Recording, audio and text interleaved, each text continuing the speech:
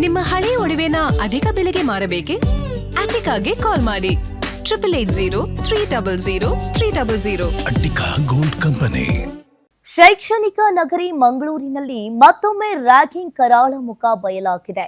ಕಪ್ಪು ಬಣ್ಣದ ಶೂ ಧರಿಸಿದ ಒಂದೇ ಕಾರಣಕ್ಕೆ ಸೀನಿಯರ್ಗಳು ಜೂನಿಯರ್ ವಿದ್ಯಾರ್ಥಿಗಳ ಮೇಲೆ ಕ್ರೂರವಾಗಿ ಹಲ್ಲೆ ನಡೆಸಿರುವ ಆಘಾತಕಾರಿ ಘಟನೆ ಬೆಳಕಿಗೆ ಬಂದಿದೆ.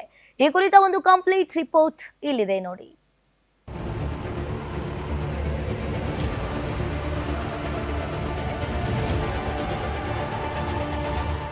ಮಂಗಳೂರಿನ ಪ್ರಸಿದ್ಧ ಶ್ರೀನಿವಾಸ್ ಕಾಲೇಜಿನಲ್ಲಿ ರ್ಯಾಗಿಂಗ್ ಪಿಡುಗು ಮತ್ತೆ ಹೆಡೆ ಎತ್ತಿದೆ.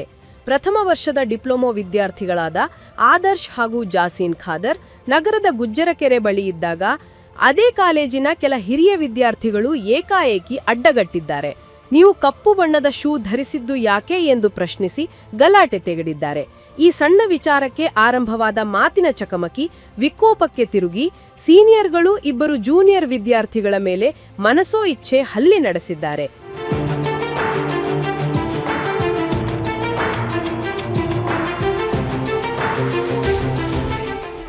ಹಲ್ಲೆಗೊಳಗಾದ ವಿದ್ಯಾರ್ಥಿಗಳು ರ್ಯಾಗಿಂಗ್ನ ಮತ್ತಷ್ಟು ಆಘಾತಕಾರಿ ಸಂಗತಿಗಳನ್ನು ಬಹಿರಂಗಪಡಿಸಿದ್ದಾರೆ.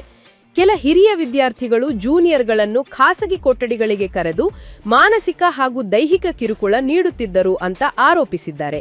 ಬಟ್ಟೆ ಬಿಚ್ಚಿಸಿ ಒಳ ಉಡುಪಿನಲ್ಲಿ ಕೂರಿಸುವುದು, ವಿಚಿತ್ರ ಹಾಗೂ ಅವಮಾನಕಾರಿ ಕೃತ್ಯಗಳನ್ನು ಮಾಡಲು ಒತ್ತಾಯಿಸುವುದು ಸೇರಿ ಹಲವು ರೀತಿಯ ಕಿರುಕುಳ ನೀಡಲಾಗುತ್ತಿತ್ತು ಅಂತ ದೂರಿದ್ದಾರೆ. Yesterday, when we were going to eat snacks and drink tea, some of the seniors come nearby us and called us.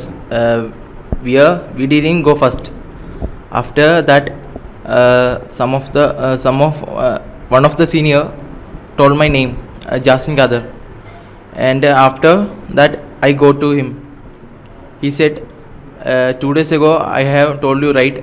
Don't wear Chelsea boots inside the campus, from campus. ವಿದ್ಯಾರ್ಥಿಗಳ ಮೇಲಿನ ಈ ಅಮಾನವೀಯ ಕೃತ್ಯಕ್ಕೆ ಮಂಗಳೂರು ಉತ್ತರ ಕ್ಷೇತ್ರದ ಶಾಸಕ ಡಾಕ್ಟರ್ ವೈ ಭರತ್ ಶೆಟ್ಟಿ ತೀವ್ರ ಆಕ್ರೋಶ ವ್ಯಕ್ತಪಡಿಸಿದ್ದಾರೆ. ಕಾಲೇಜುಗಳಲ್ಲಿ ಆಂಟಿ ರ್ಯಾಗಿಂಗ್ ಸಮಿತಿಗಳು ಪರಿಣಾಮಕಾರಿಯಾಗಿ ಕಾರ್ಯನಿರ್ವಹಿಸಬೇಕು. ಪೊಲೀಸ್ ಇಲಾಖೆ ಹಾಗೂ ಕಾಲೇಜು ಆಡಳಿತ ವಿದ್ಯಾರ್ಥಿಗಳಲ್ಲಿ ಜಾಗೃತಿ ಮೂಡಿಸಿ ಇಂತಹ ಘಟನೆಗಳು ಮರುಕಳಿಸದಂತೆ ಕಟ್ಟುನಿಟ್ಟಿನ ಕ್ರಮ ಕೈಗೊಳ್ಳಬೇಕು ಅಂತ ಅವರು ಆಗ್ರಹಿಸಿದ್ದಾರೆ. ಕೇರಳ ಜೂನಿಯರ್ಸ್ ಯಾರು ಸೇರ್ತಾರೆ, ಇಮ್ಮಿಡಿಯೇಟ್ ಆಗಿ ಅವ್ರ ಬಗ್ಗೆ ಕಾಲೇಜ್ನವರು ಸಹ ಗಮನ ಹರಿಸಬೇಕು.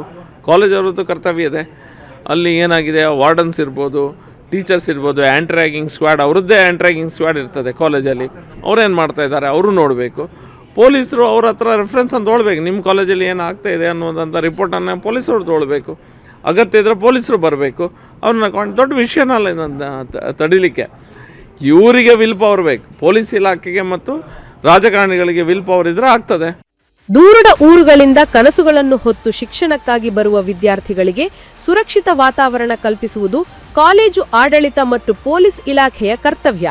ಆದರೆ ಶೈಕ್ಷಣಿಕ ವಾತಾವರಣಕ್ಕೆ ಕಪ್ಪು ಚುಕ್ಕೆ ಇಡುವ ಇಂತಹ ರ್ಯಾಗಿಂಗ್ ಪಿಡುಗಿಗೆ ಶಾಶ್ವತವಾಗಿ ಕಡಿವಾಣ ಬೀಳುತ್ತಾ ಅಥವಾ ವಿದ್ಯಾರ್ಥಿಗಳ ಭವಿಷ್ಯ ಹೀಗೆಯೇ ಬಲಿಪಶುವಾಗುತ್ತಾ ಕಾದು ನೋಡಬೇಕಿದೆ. Bureau report, guarantee news, Mangaluru.